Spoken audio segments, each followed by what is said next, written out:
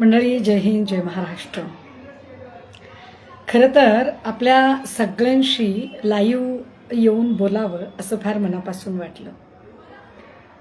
हा महाराष्ट्र, आपण सातत्याने असं म्हणतो की हा महाराष्ट्र छत्रपती शिवरायांचा, राजर्षी शाहू महाराजांचा, क्रांतिबा ज्योतिबा फुल्यांचा, विश्वरत्न डॉक्टर बाबासाहेब आंबेडकरांचा, संत तुकडोजी महाराजांचा, संत जगद्गुरू तुकोबारायांचा, संत गाडगेबाबांचा, की ज्या लोकांनी कुठल्याही चमत्कारांना आणि कर्मकांडांना थारा दिला नाही.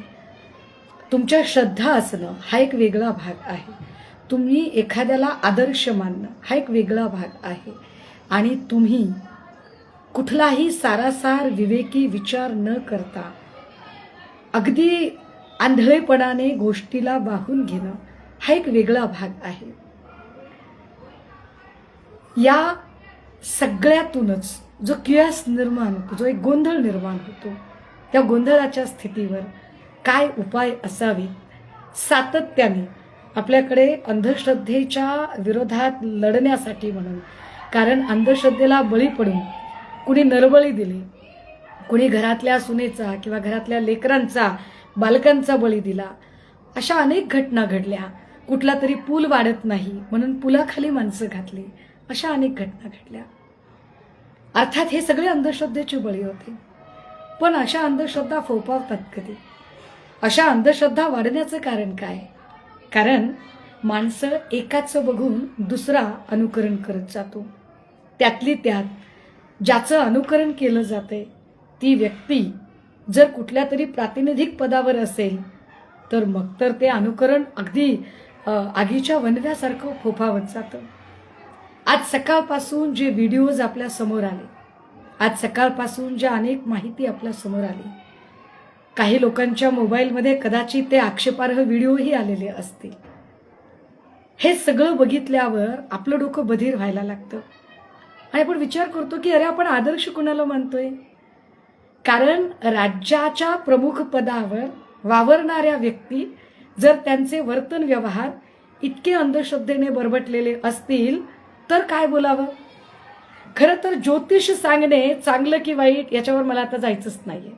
कारण एखाद्याचं भविष्य सांगणे म्हणजे तसं बघितलं तर स्वप्न विकण्याची कला आहे. एखाद्याला स्वप्न दाखवणं, तू हे होऊ शकतो, तू ते होऊ शकतो, तू हे करू शकतो. सहज तुमच्या दाराशी एखादा माणूस येतो, तुम्हाला भविष्य सांगायला बोलतो, बाई तू फार चांगली पण जग नाही चांगलं. जेव्हा तुझ्याकडे असतं तेव्हा जगाकडे असतं, जेव्हा तुझ्याकडे नसतं तेव्हा जगाकडे नसतं. तू सगळ्यांच्या मदतीला उरते पण तुझ्या मदतीला कोणीही येत नाही. तू सगळ्यांशी चांगलं वागते पण जग तुझ्याशी चांगलं वागत नाही. बाई तू सगळ्यांना मदत करते पण जग, तुझा हात मात्र अळणीच आहे. आणि हे कुठल्याही संसारात खचलेल्या बाईला पटत जातं. संसारात खचलेली जी बाई आहे तिला ही गोष्ट कुठेतरी अपील होते की हो, मी खूप सगळ्यांशी चांगलं वागते पण जग माझ्याशी चांगलं वागत नाहीये. मी सगळ्यांची मदत करते पण जग माझी मदत करत नाहीये. मला कोणीतरी माझ्या कामात अडथळे आणण्याचा प्रयत्न करते. हे तिला मानसिक दृष्ट्या असं काही वठवलं जातं की मग अंधश्रद्धेला सुरुवात होते. अर्थात ज्योतिष सांगणे हे फक्त भविष्य सांगण्याशी संबंधित, पण तंत्र मंत्र अघोरी विद्या हा अजून वेगळा प्रकार. हे जे तंत्र मंत्र अघोरी विद्या करणारी जी माणसं आहेत, खरंच ते असं असतं का? बरं, याला बळी पडणाऱ्या स्त्रिया जर ग्रामीण भागातल्या असतील, खेड्यापाड्यातल्या असतील तर आपण समजू शकतो की एखादी ग्रामीण भागातली स्त्री या गोष्टीला बळी पडलेली आहे बा आणि त्या बिचारीला कळत नाहीये. परंतु शिकल्या सवरलेल्या महिला जर बळी पडत असतील तर दादा हो, एखाद्या पुरुषाचा सगळ्यात सन्मानाची जागा काय? तर त्याने डोक्यावर बांधलेला फेटा, की तो फेटा त्याने कोणाच्याही पायात ठेवणे म्हणजे त्याचा अपमान होणे आहे. आणि एखाद्या स्त्रीसाठी सन्मानाची बाब काय? तर तिचा असणारा पदर, अत्यंत सन्मानाची बाब. राज्याच्या महिला आयोगाच्या प्रमुख असणाऱ्या व्यक्ती जर अशा एखाद्या लिंगपिसाट माणसाचे पाय धुत असतील आणि त्याचे पाय धुवून ते आपल्या पदराने पुसत असतील तर हे गंभीर आहे. हे फार गंभीर आहे. आणि आहे की ही सगळी गोष्ट ही सगळी गोष्ट काय पद्धतीने वाढू शकते. कारण जेव्हा 57-58 व्हिडिओ सापडतात, 50-60 बायकांचं लैंगिक शोषण होतं, त्यातल्या काही महिला हिंमत करून पुढे येतात, तेव्हा गरज असते की या महिला कधी कधी आपल्या आबरू नुकसानीच्या भीतीने थेटपणे पोलीस स्टेशनला जात नाही. गरज असते त्यांचं समुपदेशन करण्याची, त्यांचं काउन्सिलिंग करण्याची. महिला आयोगाचं काम काय आहे? महिला आयोगाने कुठल्याही महिलेचं समुपदेशन केलं पाहिजे, तिचं काउन्सिलिंग केलं पाहिजे. अशा पद्धतीने जर स्त्रिया पीडित झाल्या तर त्या प्रवाहाच्या बाहेर फेकल्या जाण्याची शक्यता अधिक असते. तेव्हा अशा महिलांना इन्क्लुजनच्या प्रक्रियेत आणणं म्हणजेच त्यांचं समावेशन करणं गरजेचं असतं आणि अन्यायाविरुद्ध लढण्यासाठी त्यांना हिंमत देणं म्हणजेच त्यांचं सबलीकरण करणं गरजेचं असतं. समावेशन, सबलीकरण आणि समुपदेशन ही 3 महत्वाची कामं ही महिला आयोगाची आहे. दुर्दैवाने सध्याच्या काळात महिला आयोगावर असणाऱ्या व्यक्ती, त्यांचं माझं व्यक्तिगत काहीच वैर असायचं कारण नाही, पण महिला आयोगावर असणाऱ्या व्यक्ती जर महिलांचं समुपदेशन करणार नसतील आणि त्यांना एक्सक्लुजन पासून इन्क्लुजन पर्यंत आणण्याच्या ऐवजी त्या अजून कशा एक्सक्लुडेड होतील, त्या अजून कशा बहिष्कृत होतील यासाठी प्रयत्न केला जाणार असेल तर ते भयंकर आहे.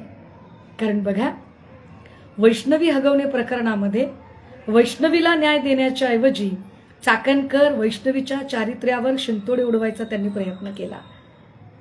तनिषा भिसे प्रकरणामध्ये ज्या दीनानाथ मंगेशकर हॉस्पिटलची चूक होती त्या हॉस्पिटलला दोषी धरण्याऐवजी तनिषा भिसेची कशी चूक आहे यावर त्या बोलत होत्या.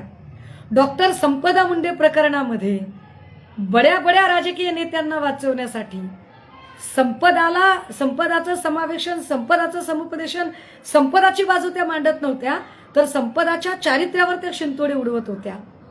तुम्हाला आठवत असेल प्राजक्त खेवलकरचं प्रकरण. या खेवलकरच्या प्रकरणामध्ये त्यांची काहीच गरज नव्हती. नार्कोटिक्स डिपार्टमेंटशी महिला आयोगाचा संबंधच येत नाही. महिला आयोग हा पत्रकार परिषदा घेण्याचा अधिकार नाही. महिला आयोगाला पोलीस तपासात ढवळाढवळ करण्याचाही अधिकार नाही. तरीही खेवलकर प्रकरणात त्या घाईघाईने पुढे आल्या. त्यांनी पत्रकार परिषद घेतली. त्यांनी अत्यंत व्यक्तिगत आपली राजकीय दुश्मनी काढायचा प्रयत्न केला. अगदी त्याच पद्धतीने संपदा मुंडे प्रकरणात कारण नसताना त्यांनी व्यक्तिगत पातळीवर येऊन ढवळाढवळ केली आणि संपदाच्या चारित्र्यावर शिंतोडे उडवायचा प्रयत्न केला. त्या चाकणकर आज मात्र त्यांनी एकही पत्रकार परिषद घेतली नाही. त्या आज त्याच्यावरती एका चकार शब्दानं बोलल्या नाही की होय, ज्या 50-60 महिलांचं लैंगिक शोषण झालेलं आहे त्या महिलांच्या सोबत मी आहे आणि या माणसाला जास्तीत जास्त शिक्षा होण्यासाठी मी प्रयत्न करेन.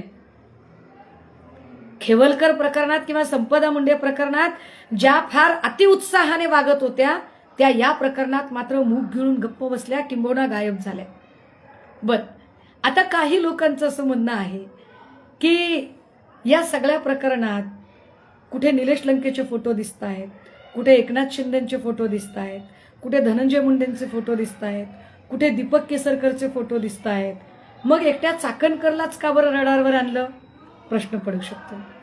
पण चाकणकर का रडारवर आल्या त्याचं कारण नीट समजून घ्या दादा.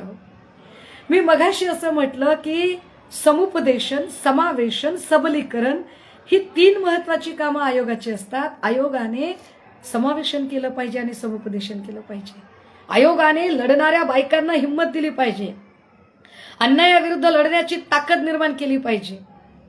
पण आयोगाच्याच अध्यक्षा जर प्रकरण दडपडत असतील तर मी मगाशी माझ्या आधीची एक पोस्ट बघा, मी ट्विटरला आणि सोशल मीडियाला एक पोस्ट केली ज्याच्यामध्ये मी एक पत्र शेअर केले.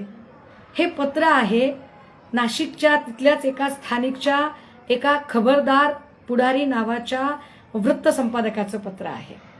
काय पत्र आहे?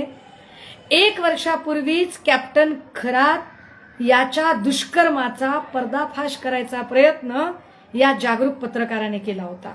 आपण म्हणतो ना पत्रकार विकले जात आहेत, नाही हो, पत्रकार लढाईची तयारी ठेवतात, पण पत्रकारांचं बळ कसं हिरावून घेतलं जातं बघा.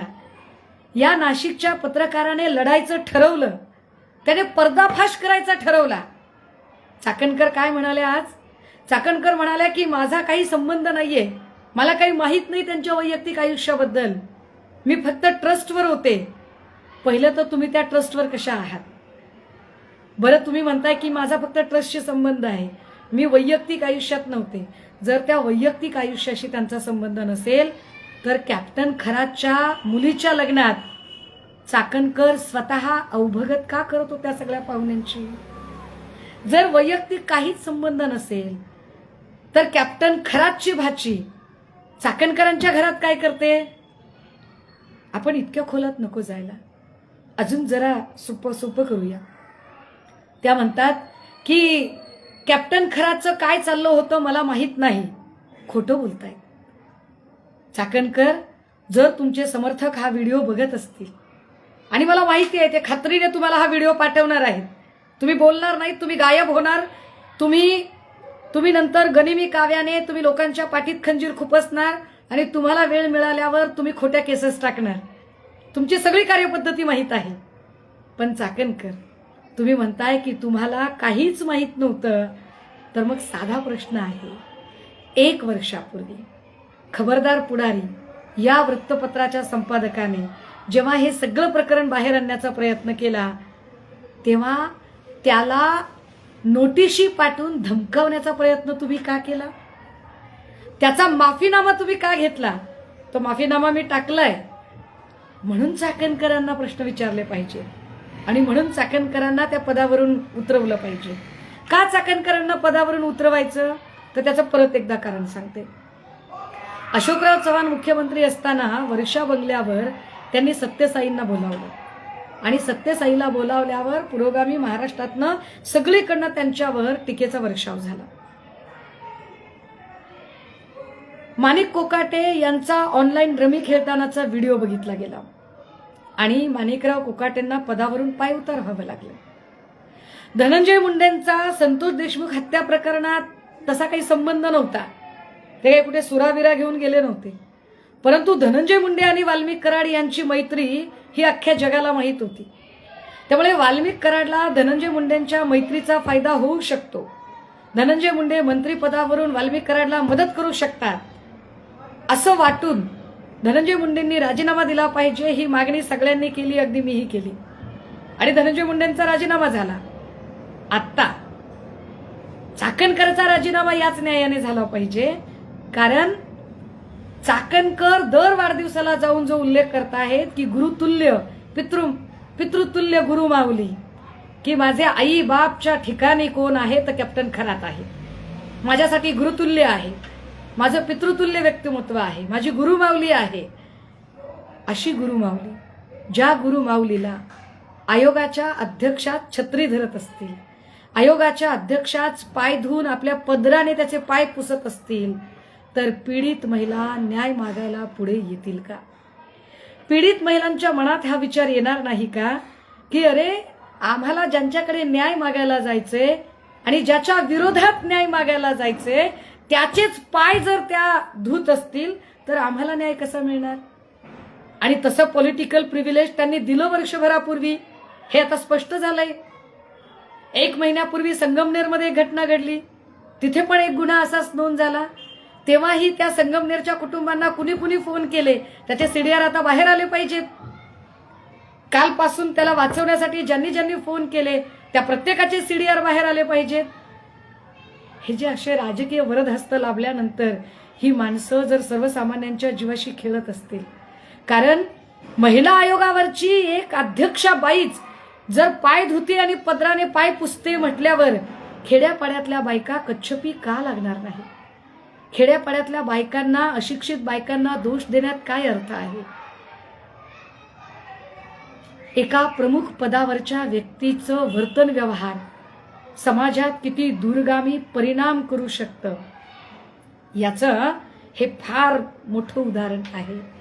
आणि म्हणून राज्याच्या उपमुख्यमंत्री तथा अजितदादांसारख्या कर्तृत्ववान नेतृत्वानंतर या पक्षाची कमान ज्यांनी सांभाळलेली आहे त्या राज्याच्या उपमुख्यमंत्री तथा राष्ट्रवादी काँग्रेसच्या राष्ट्रीय अध्यक्षा आणि महिला नेत्या असणाऱ्या सुनेत्रा वहिनींना आमची विनंती आहे की कृपया हे समजून घ्या की राष्ट्रवादी काँग्रेसची अशी काय राजकीय अपरिहार्यता आहे की आपल्याला महिलांना न्याय देण्याऐवजी महिलांचं चारित्र्य हनन करणाऱ्या महिलेला या पदावर ठेवावं लागतं. यावर आपण नक्की विचार करावा आणि या संबंधाने ठोस पावलं आता सन्माननीय उपमुख्यमंत्री सुनेत्रा वहिनी यांनी उचलावीत हेच या व्हिडिओच्या द्वारे आमचं अपील आहे.